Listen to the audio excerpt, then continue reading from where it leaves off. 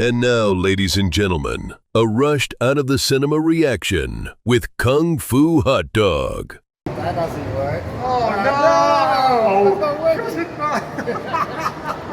So, can you hear us? yeah, don't worry, yeah. Let's get closer. Okay, So go. this is my out of theatre reaction for Spider-Man, a brand new gay. But then again, I'll get back to that G-A-Y word much later on. So this fine gentleman right here is Mega Geek from the Mr. Brownlow Lines podcast, which we do every Sunday. This is Mr. Everything is woke because it's all woke. And That's not true. Yeah, well, listen, so you've asked me, what did I think of this film? Yeah, what do you think? Well, something happened in the first 20 minutes.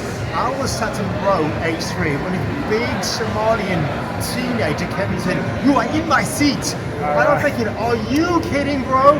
It turns out he wasn't wrong, but the guy next to me, who was very sinister, smelled too nice, was in C3, down all the way in the theatre, so he took my seat. Anyway, back to this review, folks. It's a very quick out of the theatre reaction.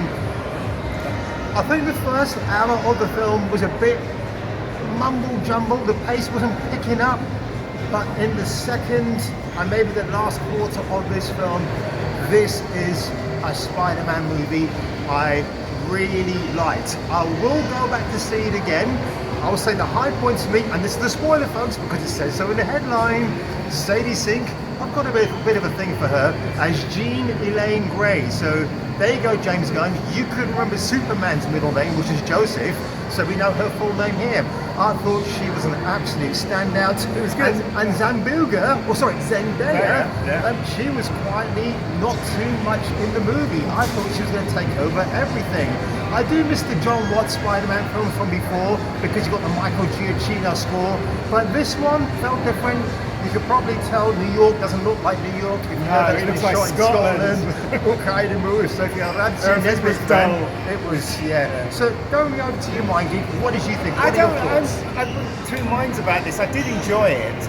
It just felt like it had the first story and then it had a second story. Yes. You know what I mean? Yeah, that's the common denominator. Jean Grey just felt like there was a different story to it. But I did enjoy it, and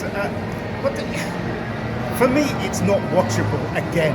You know, like when you see the first, the last one. Yeah. I could watch that again and again, right? Yeah. The three Spider-Man. Yeah. And the one with Mysterio. I thought the one Mysterio. Oh, well, I could watch that yes. again. But this one, I'm like, I watched it and it was okay. It just wasn't.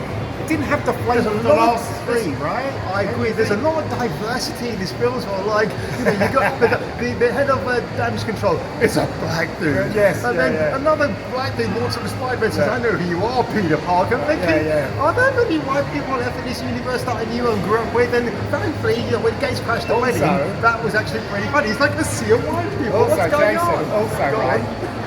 Spider-Man, right, spoiler. You put spoilers, right? Yes. Spider-Man gets shot, right, and he goes to the hospital. You can't tell that one doctor wants to take his mask off. Yeah, that's just stupid. Do you know what I mean? It just little things like that just kind of. Anyway, let me say one more thing. It's not woke, and it's not shit. No. It's not shit, and it's not woke. So there you go. Now, John Bernthal as goofy Frank Castle at Punisher. I can't picture myself like, I wish Ray Stevenson, the late great Ray, was alive to play that part because it would have been so No, it should have good. been Daredevil. It doesn't make any sense that it's Frank Castle, right? Because Frank Castle's a violent, But here's the thing, I've got a theory about this, because obviously now he knows who Spider-Man is, he's going to be the surrogate son to Frank Castle, because Frank lost his wife and daughter and son in that mob shootout. So I think they might be going somewhere with that. But my favourite Frank Castle moment in this film is when he gets possessed by Jean Grey. He's like, "Oh my God, it's right over there." And I thought, yeah, that's Camp Frank Castle. That's the guy that I want to see more of.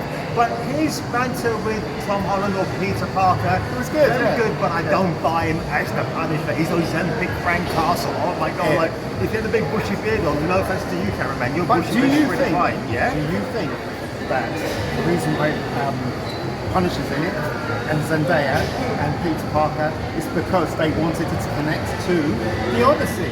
because they were both coming out at the same time. It could have been Daredevil, right? Could have been Daredevil. Yeah. Would have made more sense if it was Daredevil, right? But no, that's the Punisher, a PG Punisher. That, Yeah, do you know what I mean? he is a PG Punisher. Maybe they were trying to work them both. And a bad shot Punisher because he nearly kills her boy at the end. Yes, exactly. What more can I say about that? Exactly. And before I sign up for this video, folks, is there anything further you want to say, Mr. Mega Geek? All I can say is it's not shit. It's not one. I've got one of his films to sign for in a minute. There I'm you going to go. film that, by the way. So on that one, ladies and gentlemen, if I were you and if you were me, you better catch us on this Sunday's Mr. Brown's Alliance That's from right. 10 p.m. until the wee small hours of the morning, and I'll catch you catching me for the return of the next video.